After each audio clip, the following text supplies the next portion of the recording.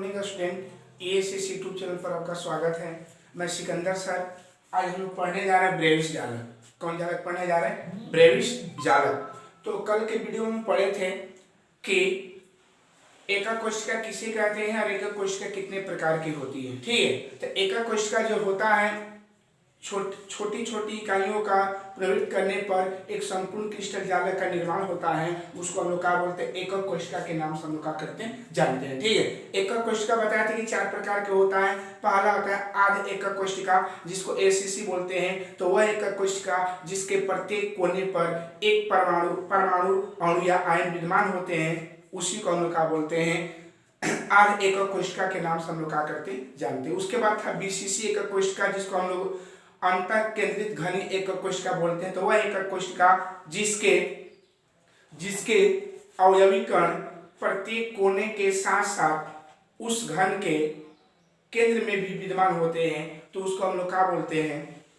BCC एकक कोशिका के नाम से हम लोग क्या करते हैं? जानते हैं। ठीक है, उसके बाद था एफसीसी एकक कोशिका। कौन था? तो एफसीसी एकक कोशिका किसे कहते हैं? तो एफसीसी एकक कोशिका वह एकक कोशिका होता है जिसमें अवयवी कण प्रत्येक कोने के साथ साथ उस घन के फलक में अणु परमाणु और आयन विद्यमान होता है। उसको हम लोग क्या बोलते हैं?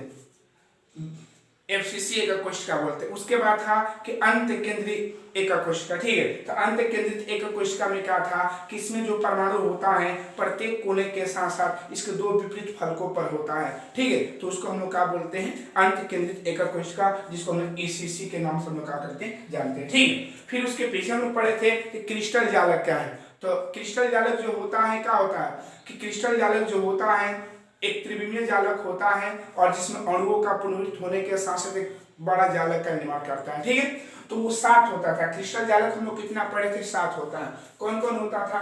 Cubicle, trigonal, tetragonal, hexagonal, orthorhombic, monoclinic और क्या था? ट्राइक्लिनिक। ठीक है, कल के वीडियो में बताए थे। ठीक है, और कल के वीडियो में इसका अक्षीय लंबाई और अक्षीय कोण देखे थे। आप लोग देखे थे कि जो भी हम लोग का एकक कोशिका होता था वो अक्षीय लंबाई और अक्षीय कोण के आधार पर उसका प्रकार बताया गया था। ठीक है, तो यहाँ भी ध्यान रखिएगा कि ब्रेविस जालक है। कौन जालक है? ब्रेविस जालक। ठीक है, तो फ्रांस के गणितज्ञ ने 1848 ईस्वी में बताया कि ज्ञात क्रिस्टल समुदायों को उनकी एकक कोशिका में कोणों की व्यवस्था के आधार पर 14 विभिन्न प्रकार के त्रिविम जालकों में बांटा जा सकता है, जिसे हम ब्रेविस जालक के नाम से हम लोग क्या करते हैं? जानते हैं। इनकी कुल संख्या कितना है? 14 है। ठीक, तो आता है क्वेश्चन कि क्रिस्टल जालक कितने होते हैं? तो 7 होते हैं। और ब्रेविस जालक कुल कितने होते हैं? 14 होते हैं। ओके, कोई पूछेगा क्रिस्टल जालक कितने होते हैं तो क्या बोलिएगा? क्रिस्टल जालक 7 होता है और ब्रेविस जालक कितने होते हैं? 14 होता है। ओके, क्लियर है? तब देखिएगा, पहला था क्यूबिकल।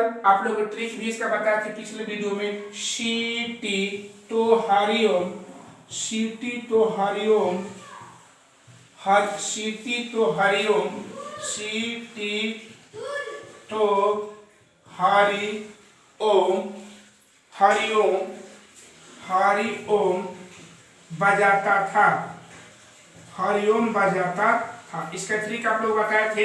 सी मतलब क्यूबिकल, टी मतलब ट्राइगोनल, एगो टो का मतलब टी ही होता है, इसका मतलब टेट्रागोनल, हारी मतलब एच हो जाएगा हेक्सागोनल, ओ मतलब ऑर्थोरोमिक, एम मतलब मोनोक्लिनिक और बजाता साइलेंट वर्ड है और था मतलब टी ही हो जाएगा, इसका हो जाएगा ट्राइक्लिनिक। ठीक है, तो आप लोग बता दिए थे। अक्षीय लंबाई बताने का ट्रिक बताया था आप लोग को कि इसके लिए नंबर 11, 12, 21, 22, 31, 32 और क्या था? 33 था। इसको पिछले वीडियो में निकालने बता चुके हैं। ठीक है, लेकिन इस वीडियो में हम पढ़ने जा रहे हैं कि ब्रेविस जालक किसे कहते हैं और कितने प्रकार के होते हैं। तो आपको क्लियरली याद रखना होगा कि ब्रेविस जालक कितने होते हैं? 14 होते हैं। और क्रिस्टल जालक कितने होते हैं? 7 होते हैं। ठीक है, तो देखिएगा क्यूबिकल जो होता है ना, घनीय जो होता है ना, वो 3 गो एकक कोशिका को दर्शाता है। ACC, BCC, FCC.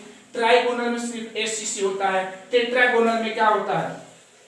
ACC, BCC होता है। हेक्सागोनल में एसीसी होता है। ऑर्थोरोमिक में एसीसी, बीसीसी, एफसीसी, ईसीसी होता है। मोनोक्लिनिक में क्या होता है? एसीसी, ईसीसी होता है। और ट्राइक्लिनिक में एसीसी होता है। ठीक है, लेकिन एक बात ध्यान देने जो है बाबू कि जो इसका जो एसीसी है और इसका जो एसीसी है, इसका एसीसी है, इसका बीसीसी है, कभी बराबर नहीं हो पाएगा। अब बोले कि कैसे? काफी बताइए बाबू लोग कि जैसे मान लेते हैं कि कोई स्कूल चाहे कॉलेज चाहे कोचिंग में यूनिफॉर्म ड्रेस सिलाया जाता है ना बाबू। यूनिफॉर्म का मतलब मान लेते हैं कि उस कोचिंग का ब्लैक शर्ट है, तो आप ही बताइए कि उसका पैटर्न व्हाइट है, लेकिन क्या जितना उसमें लड़के मौजूद हैं क्या उनका जो ब्लैक जो व्हाइट कपड़ा जो शर्ट बनाया गया है सबका लंबाई एक ही है क्या बाबू?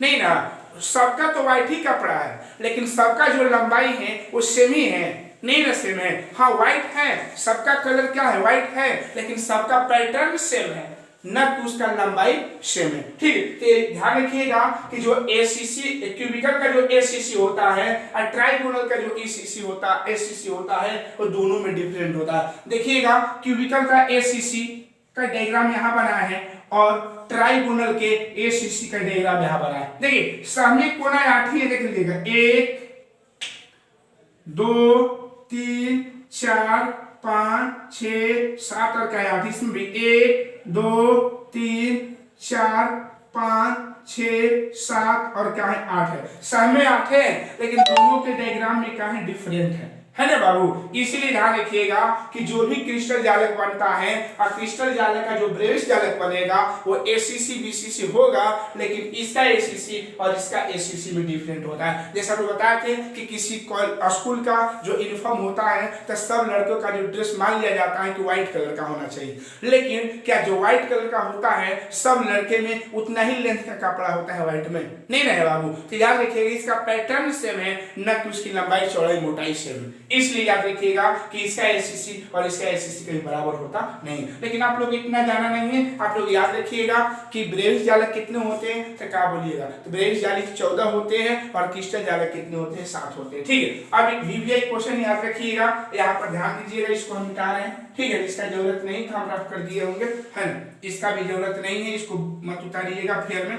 ठीक है, चलिए अब हम यहाँ थोड़ा सा बताना चाह रहे हैं कि आता है क्वेश्चन कि कौन ऐसा क्रिस्टल जालक है जिसमें ब्रेविस जालक सबसे अधिक होता है। तो इसको वीवीआई याद रखिएगा, वीवीआई में ध्यान देना होगा और ये वीवीआई में ध्यान देना होगा। ठीक है बाबू, हाँ एक क्वेश्चन जास्ती पूछता है, पूछे कैसे पूछेगा कि किस क्रिस्टल जालक में ब्रेविस जालकों की संख्या सबसे अधिक होती है। तो ब्रेविस जालक की संख्या सबसे अधिक किसमें होता है, ऑर्थोरोमिक में। कौन कौन, एसीसी बीसीसी एफसीसी एसीसी, और किस उसके बाद किसमें होता है, क्यूबिकल में होता है। किसमें होता है, क्यूबिकल में, बाकी में ध्यान दीजिएगा। ठीक है, तो ऐसा आपका क्वेश्चन पूछा जा सकता है वो कौन ऐसा क्रिस्टल है जिसमें ब्रेविस जालक सबसे अधिक होता है, तो ऑर्थोरोमिक, और ऑप्शन में ऑर्थोरोमिक नहीं देगा तो फिर ऑप्शन मारिएगा किसका, क्यूबिकल का। तो क्लियर हो गया। ठीक है, तो याद रखिए फिर से कि फ्रांस के गणितज्ञ ब्रेविस ने 1848 ईस्वी में बताया कि ज्ञात क्रिस्टल समुदायों को उनकी एकक कोशिका में कोणों की व्यवस्था के आधार पर 14 विभिन्न प्रकार के त्रिविम जालकों में बांटा जा सकता है। इन्हें ब्रेविस जालक कहते हैं। इसको जो 14 भागों में बांटा गया है, 7 को पहले था लेकिन अब इसका कुल कौन बन गया 14 को। तो इसका क्या है, इसका उपभाग है, उप सदस्य है, इसलिए इसको हम ब्रेविस जालक बोल रहे हैं। ठीक है, तो याद रखिएगा कि ब्रेविस जालक कितने होते हैं, तो क्या बोलिएगा, ब्रेविस जालक 14 होते हैं। क्रिस्टल जालक कितने होते हैं, क्रिस्टल जालक 7 होते हैं। अगला पॉइंट, तो कौन ऐसा क्रिस्टल जालक है जिसमें ब्रेविस जालकों की संख्या सबसे अधिक होती है, ऑर्थोरोमिक कितना 4, और उसके बाद क्यूबिकल उसमें 3 होता है। ओके, चलिए अब हम लोग पढ़ेंगे, अगला हम लोग पॉइंट पढ़ने जा रहे हैं। तो एकक कोशिका में अवयवी कोणों की संख्या का हम बात करेंगे। ठीक है, तो एकक कोशिका हम लोग का 4 प्रकार के होता है, लेकिन जासूस मुख्य जो होता है 3 ही होता है, एसीसी बीसीसी और क्या होता है, एफसीसी होता है। ठीक है, तो एसीसी में अवयवी कणों की संख्या, तो एसीसी का परिभाषा आप लोग का पढ़े कि वह एकक कोशिका जिसके प्रत्येक कोने पर अवयवी कण विद्यमान होता है उसको हम लोग क्या बोलते हैं, एसीसी एकक कोशिका के नाम से हम लोग क्या करते हैं, जानते हैं। तो वही लिखवाए हैं कि एसीसी में अवयवी कणों की संख्या बराबर प्रत्येक कोने पर उपस्थित कण, प्रत्येक कोने पर उपस्थित अवयव डालेगा, उपस्थित अवयवी कण। ठीक है, तो देखिएगा, तो याद रखना होगा बाबू कि 8 गुने 1/8, ये ध्यान रखना होगा कि कोना पर परमाणु कितना था, 8 होता है, तो पर साझेदारी में सहभागी जो होता है 8 गो होता है। कोना पर टोटल कितना होता है 8 गो, लेकिन जब एक कोना कर निकालेंगे तो एक कोना पर कितना हो जाएगा 1 बाई कितना हो जाएगा 8 हो जाएगा, इसलिए कट कर क्या हो जाएगा 1 हो जाएगा। ठीक है, तो अगर कोई पूछेगा कि एसीसी का कोष्ठका में कुल परमाणु कोणों की संख्या कितना है या कुल परमाणुओं की संख्या कितना है तो क्या बोलिएगा 1 बोलिएगा। बीसीसी के लिए तो बीसीसी में याद रखिएगा कि बीसीसी वाला कोने पर विद्यमान प्लस केंद्र पर विद्यमान अवयवी कण, और इसका परिभाषा एक हुआ है कोष्ठका जिसमें अवयवी कण कोने प्रत्येक कोने के साथ साथ उसके केंद्र में भी एक अवयवी कण विद्यमान होता है, एक अवयवी कण विद्यमान होता है, उसको हम लोग क्या बोलते हैं बीसीसी एकक कोशिका के नाम से हम लोग क्या करते हैं जानते हैं। ठीक है, तो इसमें का कोने पर विद्यमान तो कोना पर 8 होता है, और याद रखिएगा कि कोना वाला में हमेशा 1/8 से भागा देंगे। ठीक है, अच्छा केंद्र पर तो केंद्र में 1 होता है परमाणु को जानते हैं, और केंद्र का योगदान जो होता है एक परमाणु का होता है, इसलिए हल करें कितना होगा 2। तो बोला जाएगा कि बीसीसी के कोशिका में कुल अवयवी कोणों की संख्या कितना हो जाएगा 2 हो जाएगा। ठीक है, एफसीसी के लिए तो एफसीसी में याद रखिएगा कोने पर विद्यमान अवयवी कण प्लस फलक पर विद्यमान, तो कोना पर 8 होता है और 8 से भागा देंगे, प्लस फलक में 6 होता है लेकिन 1/2 से क्या करेंगे भागा देंगे, हल करें कितना होगा 4 हो जाएगा। ठीक है, लेकिन आप लोग को ऐसे याद रखना है, क्वेश्चन पूछेगा कि एकक एसीसी एकक कोशिका में कुल परमाणुओं की संख्या कितना है 1, बीसीसी में कितना है 2, एफसीसी में कितना है 4, कितना है बाबू एफसीसी में कितना है बाबू 4 हो जाएगा। ठीक है ना, तो कोई आपसे पूछेगा ठीक है ना कि एसीसी एकक कोशिका में कुल परमाणुओं की संख्या कितना है 1, बीसीसी में कितना है 2 और एफसीसी में कितना होता है 4 होता है। ओके क्लियर है। चलिए अब यहाँ पर थोड़ा सा नोट डाल लीजिएगा, नोट वाले पॉइंट को समझना है आप लोग को। ठीक है ना, यहाँ नोट लिख रहे हैं, नोट इसको अच्छा से याद रखिएगा। नोट में पहला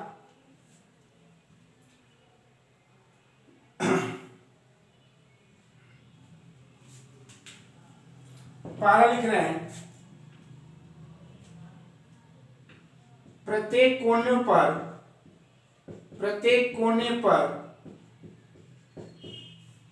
कोने पर अवयवी कोणों का योगदान, अवयवी कोणों का योगदान 1/8 होता है, या इसको इंग्लिश में कंट्रीब्यूशन होता है, कंट्रीब्यूशन। यानी याद रखिएगा कि कोने का कंट्रीब्यूशन 1/8 होता है, जहां कोना का बात करेंगे उसका 1/8 लिख देंगे। दूसरा है कि फलक, प्रत्येक फलक पर अवयवी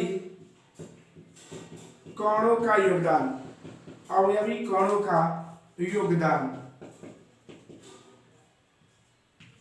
इसका हो जाएगा 1/2, इसको भी कंट्रीब्यूशन। अब याद रखिएगा एक पॉइंट और, प्रत्येक केंद्र पर अवयवी कोणों का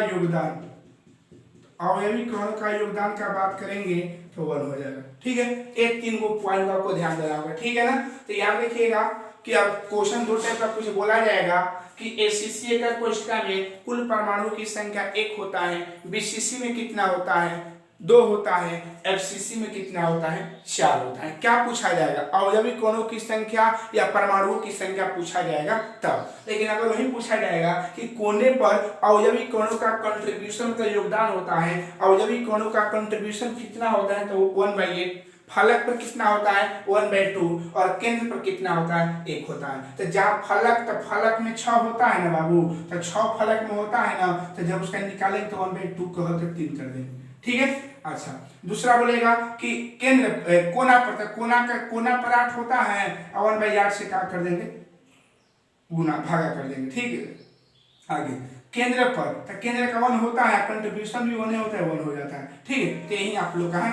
ठीक है, तो याद रखिएगा कि एकक कोशिका में अवयवी कोणों की संख्या, तो एकक कोशिका में अवयवी कोणों की संख्या परमाणुओं की संख्या में निकाले तो एकक कोशिका में अवयवी कोणों की संख्या हम लोग का ऐसे हो जाएगा। ओके, कोई दिक्कत नहीं ना है। अब देखिएगा ठीक है, अब यहाँ पर थोड़ा सा ध्यान दीजिएगा। अगला पॉइंट हम लोग पढ़ने जा रहे हैं। अगला हम लोग का पॉइंट है, वही एक कोशिका में अवयवी कोणों की संख्या जो है उसको टेबल के अनुसार समझा दिए हैं, जो आप लोग को याद रहेगा। तो देखिए, एक कोशिका, एक कोने पर जालक बिंदुओं की संख्या, देखिए इसका 3 नाम है। जालक बिंदु बोल सकते हैं, कहीं जालक बिंदु, कहीं अवयवी कण, अवयवी कण, कहीं हम परमाणुओं की संख्या, इन तीनों में से कोई हम बोल सकते हैं। ठीक है, तो घबराइएगा मत, कहीं हम जालक बिंदु बोलेंगे, कहीं अवयवी कण बोलेंगे, कहीं परमाणुओं की संख्या बोलेंगे। ठीक है, तो एक और कोशिका हम लोग का 3 होता है, एसीसी, बीसीसी, एफसीसी। एकदम लाइन बाय लाइन क्लियर समझ लीजिए।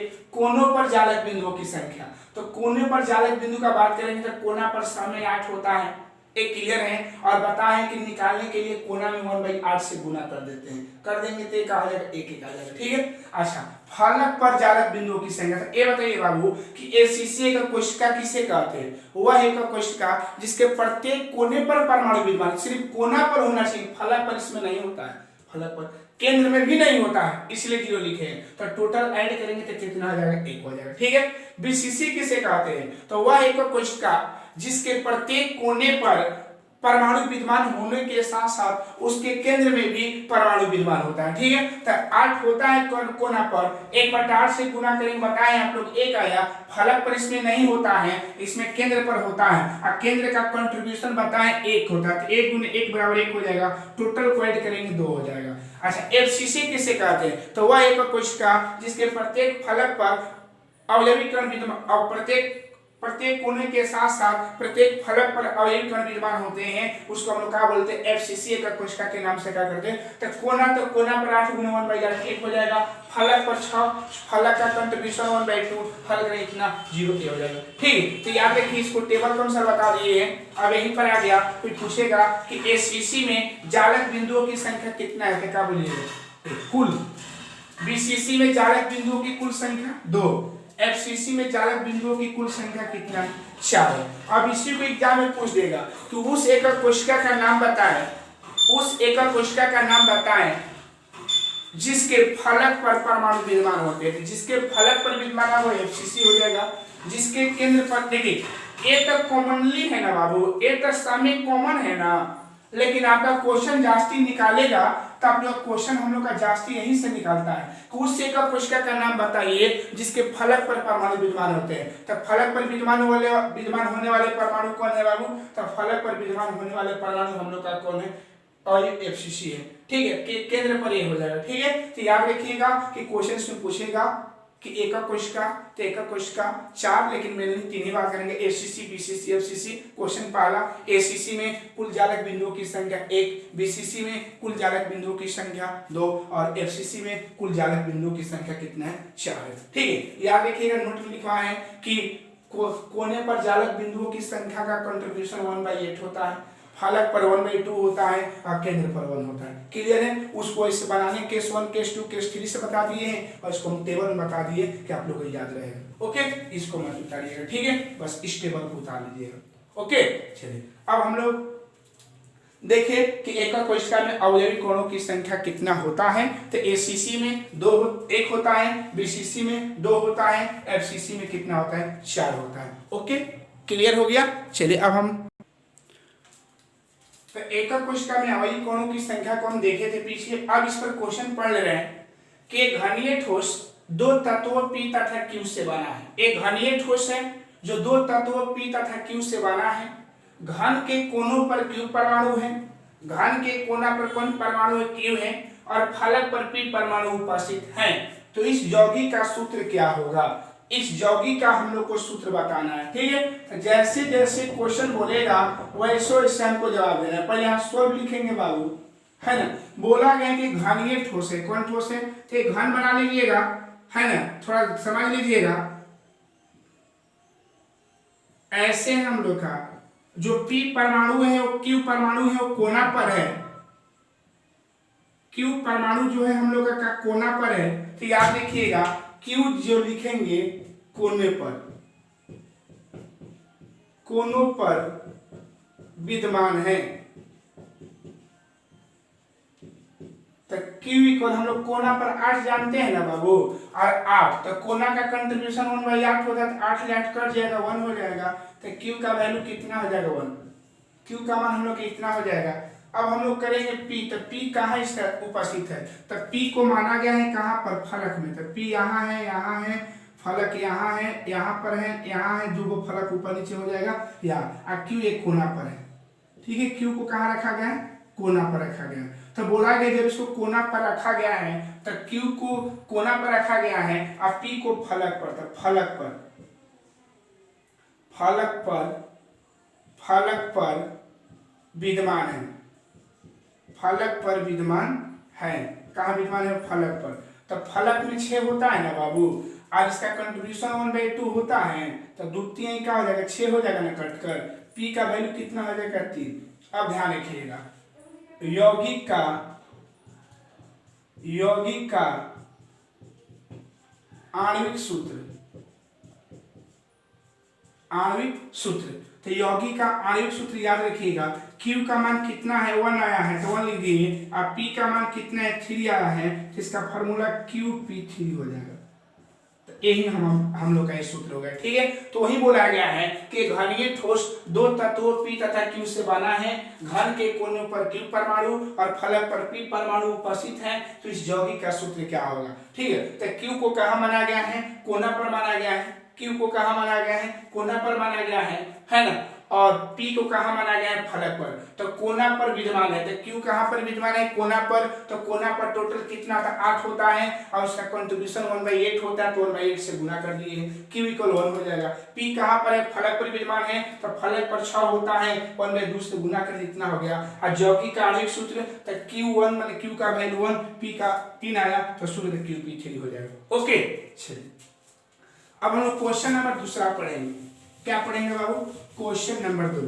ठीक है, यहां पर हम क्वेश्चन को चेंज कर दे रहे हैं, इसी क्वेश्चन को, कि एक घनीय ठोस A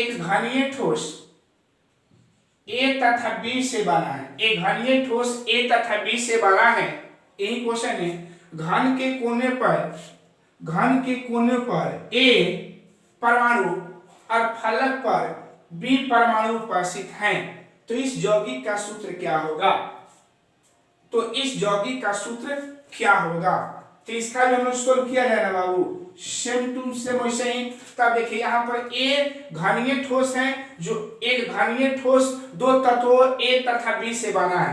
एक घनीय ठोस है जो 2 तत्वों A तथा B से बना हुआ है, तो A तथा B से बना है। घन के कोना पर कौन विद्यमान है, A, तो A इक्वल कहाँ है, घन के कोनों पर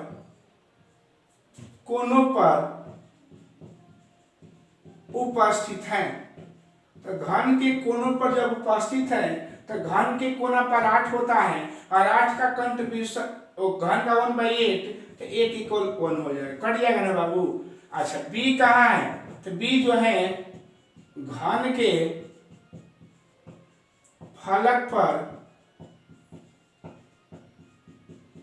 के फलक पर उपस्थित है। तो घन के जब फलक पर उपस्थित है, तो B इक्वल घन के फलक 6 हो जाएगा, 1/2 कंट्रीब्यूशन होता है, तो द्वितीय कितना हो जाएगा, 6 हो जाएगा। ठीक है, अब लिखेंगे यौगिक का सूत्र या आणविक सूत्र, बात एक ही है, यौगिक का आणविक सूत्र। तो यौगिक का आणविक सूत्र कितना हो जाएगा, आणविक सूत्र कितना होगा बाबू, तो बोलिएगा। तो यौगिक का हम लोग का आणविक सूत्र जो बन जाएगा वो हो जाएगा, A का वैल्यू 1 है, B का वैल्यू कितना है, 3 है, हल करेंगे AB3। ओके, बस यही आप लोग का क्वेश्चन है। ठीक है, तो ऐसे क्वेश्चन एक ऑब्जेक्टिव में डालता है कि घनीय ठोस 2 तत्वों A तथा B से बना है, घन के कोने पर A परमाणु और फलक पर B परमाणु उपस्थित है, तो इस यौगिक का सूत्र क्या होगा। तो हम जानते हैं कि A कहाँ पर उपस्थित है, घन के कोना पर उपस्थित है, B कहाँ है, घन के फलक पर उपस्थित है, तो कोना पर 8 होता है, और कोना का कंट्रीब्यूशन 1/8 इक्वल 1। B जो है घन के फलक पर उपस्थित है, तो फलक पर 6 होता है, और इसका कंट्रीब्यूशन 1/2 होता है, हल करेंगे 3 हो जाएगा। यौगिक का आणविक सूत्र, तो A का मान 1 आया है, B का मान 3 आया है, हल करेंगे AB3 हो जाएगा। तो ये हम लोग का क्या हो गया, क्वेश्चन सेकंड हो गया। ठीक है, तो ये क्वेश्चन नंबर क्या था, सेकंड था। क्वेश्चन सेकंड ये था। ओके, अब हम क्वेश्चन नंबर 3 का बात करने जा रहे हैं। किसका बात करने जा रहे हैं बाबू? 3 का। ओके, तो 3rd क्वेश्चन हम यहाँ पर लिखने जा रहे हैं। देखिएगा, क्वेश्चन नंबर 3 है कि एक घनीय ठोस दो तत्वों X तथा Y से बना है। एक घनीय ठोस दो तत्वों X तथा Y से बना है। ओके, घन के कोनों पर घन के कोनों पर X परमाणु और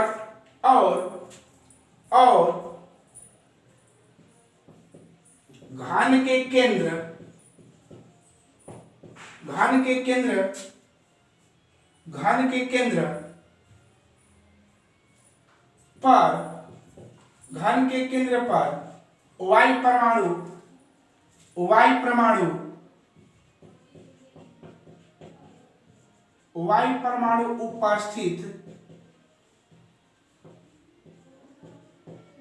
Y परमाणु उपस्थित हैं, तो इस यौगिक का सूत्र क्या होगा? ठीक है, क्वेश्चन वही है कि घनीय ठोस दो तत्व X Y से बना है। एक घन के कोनों पर X परमाणु और घन के केंद्र पर Y परमाणु उपस्थित हैं, तो इस यौगिक का सूत्र क्या होगा? चलिए, तो इस यौगिक का जब हम सूत्र का बात करेंगे बाबू, तो यौगिक के सूत्र में हम लोग हल किया जाएगा। ध्यान दीजिएगा, सोल में जब सोल हल करेंगे इसका, तो ध्यान दीजिएगा, सोल में जब हल करेंगे तो X को कहाँ माना गया है? X जो है घन के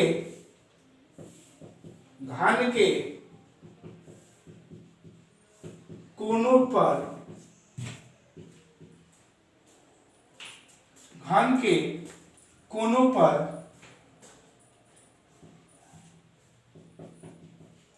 उपस्थित हैं। X घन के कोना में कितना था? 8 होता है और कंट्रीब्यूशन 1/8 होता है। 8 से कट जाएगा तो X का वैल्यू कितना हो जाएगा? 1। और Y जो है घन के केंद्र पर उपस्थित हैं। Y जो परमाणु है घन के केंद्र में, तो Y का घन के केंद्र पर 1 होता है और इसका कंट्रीब्यूशन भी 1 होता है, तो Y = 1 हो जाएगा। क्लियर है? अब देखिएगा, यौगिक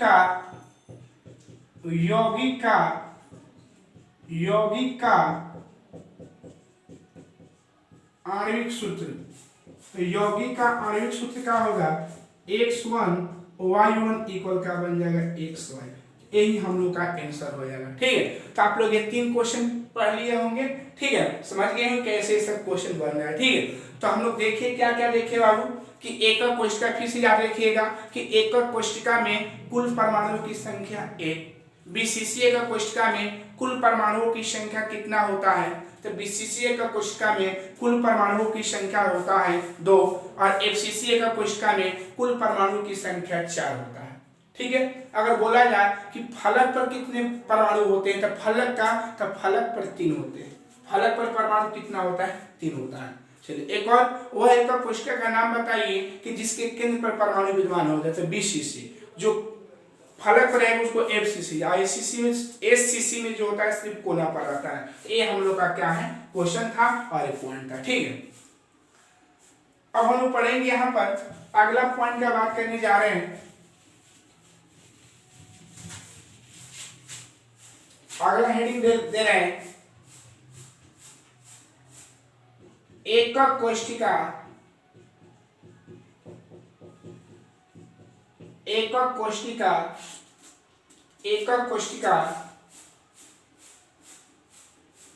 के किनारे एवं त्रिज्या के बीच संबंध। एकक कोशिका के त्रिज्या और किनारे के बीच संबंध हम लोग पढ़ेंगे। ठीक है,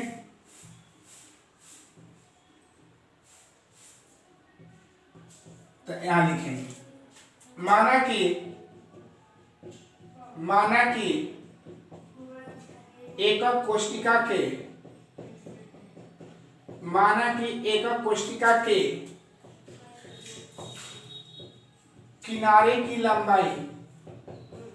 किनारे की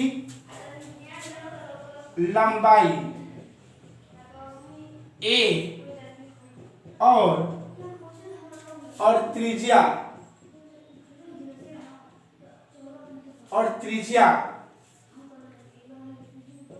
r है।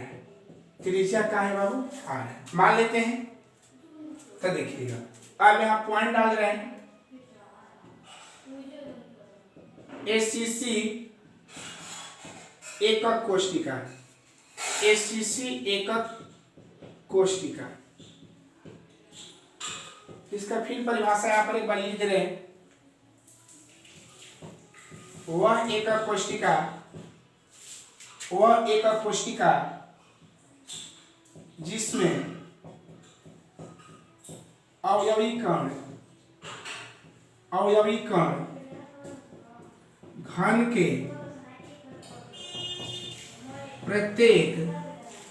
प्रत्येक कोने पर विद्यमान होता है, घन के प्रत्येक कोने पर विद्यमान होता है। ACC एकक कोष्टिका, ACC एकक कोष्टिका कहलाता है। चलिए यहाँ डायग्राम बना रहे हैं, समझिएगा बाबू। तो ACC एकक कोष्टिका है,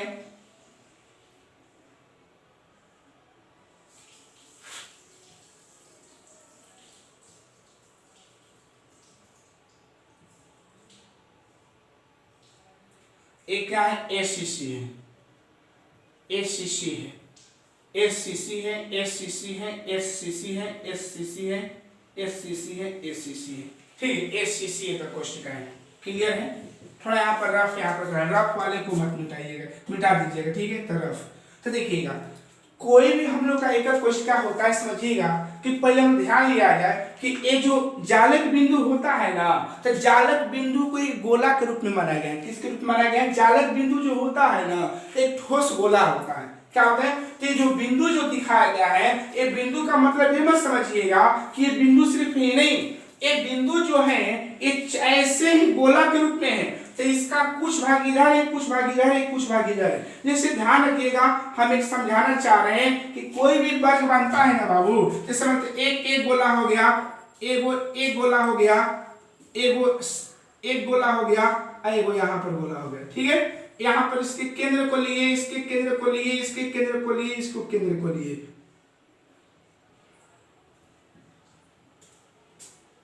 ठीक है, तो आप लोग क्या देखिए, थोड़ा ध्यान रखिएगा कि जब हम लोग लिए तो जो वर्ग है, एक क्या उसमें वर्ग बन रहा है ना बाबू, तो जो वर्ग होता है ना, चार गोला आपस में संपर्क करता है, तो क्या होता है कि हम लोग का क्या होता है, तो आप लोग क्या संपर्क करता है, तो एक वर्ग का निर्माण होता है। ठीक है, आगे हम इस डायग्राम को बनाएंगे। ठीक है, लेकिन यहाँ पर यार ध्यान देना है कि जो भी हम लोग का वर्ग का जो आकृति बनता है, जो भी वर्ग का जो आकृति बनेगा, वो वर्ग की आकृति में क्या होता है कि वो चार गोला मिलकर एक क्या करता है, वर्ग का निर्माण करता है। और याद रखिएगा, चारों गोला को जो लिया गया है बाबू, अब बताइएगा इसका पूरा भाग गया है नहीं ना, इसका जितना ब्लू वाला पार्ट हम कलर कर रहे हैं, सिर्फ हमारा वही पार्ट आ रहा है, ब्लू वाला आ रहा है ना बाबू। यहाँ जो कलर किए हैं ध्यान रखिएगा, ये वाला हमारा पार्ट आ रहा है ना बाबू यहाँ पर, और ये वाला पार्ट यहाँ आ रहा है, और ये वाला पार्ट यहाँ आ रहा है। ठीक है, तो इस गोला से हम लोग का घेरा हुआ भाग हम लोग का यही ना है। अब इसको अगर मिटा देते हैं बाबू, थोड़ा सा इरेज कर देते हैं, तो अब बताइएगा कैसा बनेगा। वैसा बनेगा ना, तो याद रखिएगा कि जो हम लोग का जो वर्ग बनता है ना, वो रफ कर ये समझने के लिए वो चार गो गोला को मिलाकर बनता है। ठीक है, तब आप ही बताइएगा कि जो कोना पर जो होता है ना, तो एक बिंदु नहीं तो गोला होता है, और उस वर्ग में जो होता है, आप ही बताइए जो वर्ग बना हुआ है हम लोग का बाबू, इस वर्ग में हम लोग का ये वाला शेप इसके जैसा बन रहा है ना, तो ये वाला जो बिंदु, जो गोला के बिंदु है, उसका इतना ही पार्ट सिर्फ आया हुआ है ना, ये इधर का, इधर का, इधर का, बीच में खाली है, बीच में क्या स्पेस है। ठीक है, तो अगर मान लेते हैं, समझ लीजिएगा बाबू, कि अगर मान लेते हैं कि इसकी लंबाई को हम घन की लंबाई को a मान लिए हैं, क्या मान लिए हैं? a मान लिए हैं, तो हम लोग का क्या बन जाएगा बाबू, जब a मानेंगे, ठीक है ना, जब हम लोग ए मानेंगे तो अब आप ही बताइएगा कि जब ये गोला है तो इसकी त्रिज्या कौन क्या मानेंगे, आर मानेंगे, ये भी त्रिज्या का हो जाएगा, आर हो जाएगा। ठीक है, कितना हो जाएगा, आर हो जाएगा। तो ए बराबर क्या हो जाएगा, ए बराबर हम लोग का 2r हो जाएगा। ए बराबर क्या हो जाएगा, 2r हो जाएगा ना। ए बराबर क्या बन जाएगा, 2r, इसलिए r बराबर a बाई का बन जाएगा 2। तो यही याद रखिएगा, एक क्वेश्चन पूछता है कि एसीसीए का कोशिका में त्रिज्या एक किनारे के बीच संबंध क्या होता है। तो एसीसीए का कोशिका में त्रिज्या और किनारे के बीच जो संबंध होता है r बराबर a बाई का होता है 2 का। r बराबर a बाई कितना होता है, 2 का होता है। ठीक है ना। तो कौन एक कोशिका के लिए, एसीसीए का कोशिका के लिए। ठीक है, आप लोग जानते हैं कि घन की प्रत्येक भुजा आपस में क्या होती है, बराबर होती है। ठीक है, तो यही ध्यान रखिएगा।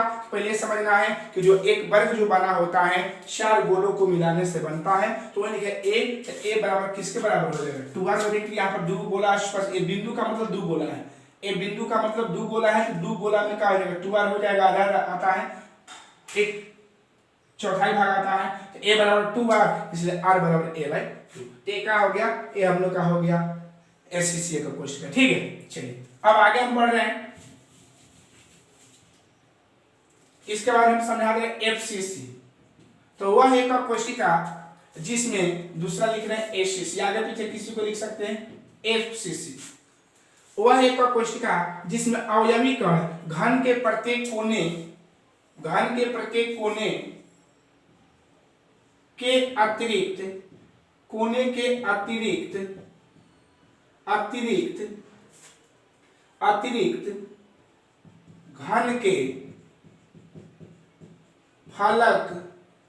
घन के फलक पर भी अवयवी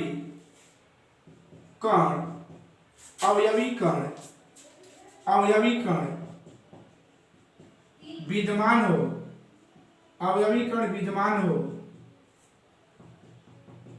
एफसीसी एकक कोशिका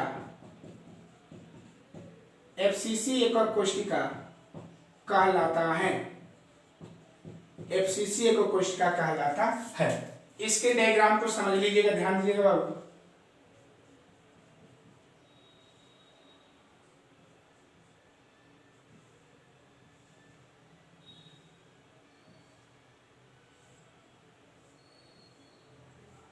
ओके, इसको हम एफसीसी बोल रहे हैं। ओके, इसके में क्या रूल है कि कोना के साथ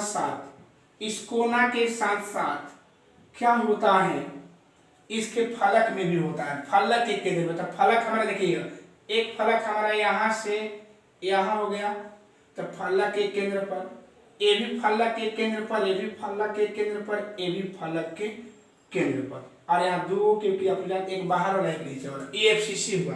क्या हो गया, एफसीसी। ठीक, अगर मान लेते हैं कि अगर इसमें से, अगर मान लिया जाए कि इसी डायग्राम को हम लेकर इसमें से एक वर्ग को हम निकाल रहे हैं, एक वर्ग को हम क्या करें, निकाल रहे हैं, तो निकालेंगे तो हम लोग का क्या बनेगा बाबू, ज्यामितीय आकार हम लोग का ऐसे बनेगा। ध्यान रखिएगा, एक हम ऐसे ले रहे हैं और एक ऐसे और एक ऐसे और एक ऐसे मान लेते हैं। चलिए एक अच्छा से बना लिया जाए। ठीक है,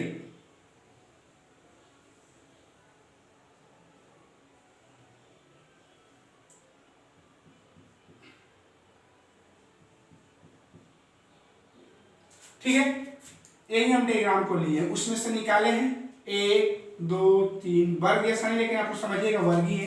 अब ध्यान रखिएगा, इसको हम क्या के डायगोनल, इसको विकर्ण को हम निकाल दिए, इसको मान लिए ए बी सी और क्या मान लिए डी।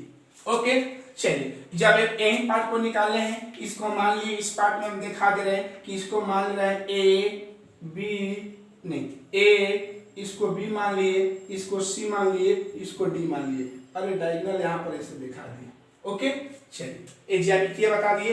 अब हम जानते हैं कि वर्ग है तो ए भुजा बराबर होगा, ए भुजा सेम होगा, ए भुजा सेम होगा, ए भुजा सेम होगा। ठीक है, अच्छा, इसके परमाणु जो होता है केंद्र पर होता है। तो याद रखिएगा कि जो भी परमाणु, याद रखिएगा जो भी परमाणु फलक के, ध्यान रखना होगा, जो भी परमाणु फलक के केंद्र पर विद्यमान होता है उसमें क्या होता है कि अगर इसका डायग्राम ऐसे बनेगा, ध्यान रखना होगा, थोड़ा पर रफ हम यहाँ पर समझा रहे हैं कि एगो बिंदु यहाँ होगा, एक बिंदु यहाँ, एक बिंदु यहाँ, एक बिंदु यहाँ, फलक का केंद्र। क्लियर है, तो इसमें ध्यान रखिएगा कि इसमें जो होता है हम लोग का गोला ऐसे बनेगा, ध्यान रखिएगा।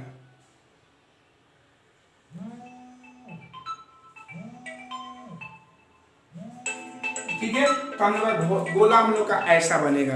ओके, तो एक वर्ग में जो होता है, जब वर्ग के केंद्र का बात किया जाएगा तो वर्ग के केंद्र में हम बात करेंगे तो याद रखिएगा ऐसे कंडीशन बनेगा।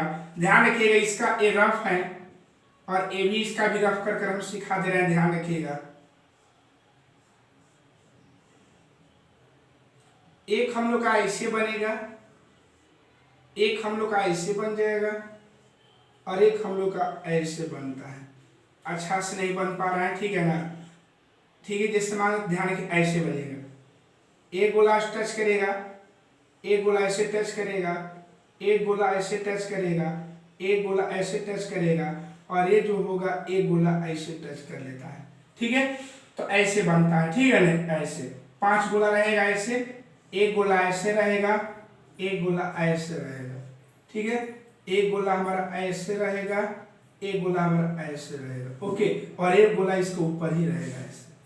ठीक है, तो 5 गोला ऐसे बनेगा। ठीक है, तो जब हम केंद्र काटते 1 2 और कहा जाएगा 3, तो हम लोग का डायगोनल बने तो उसी के जैसा ध्यान रखिएगा कि इसमें जो हम लोग का गोला होगा, ठीक है, तो ध्यान देना होगा यहाँ पर बाबू कि हल करेंगे इसको तो लिखिएगा कि इन त्रिभुज, त्रिभुज कोई भी ले जा सकते हैं ए बी सी में।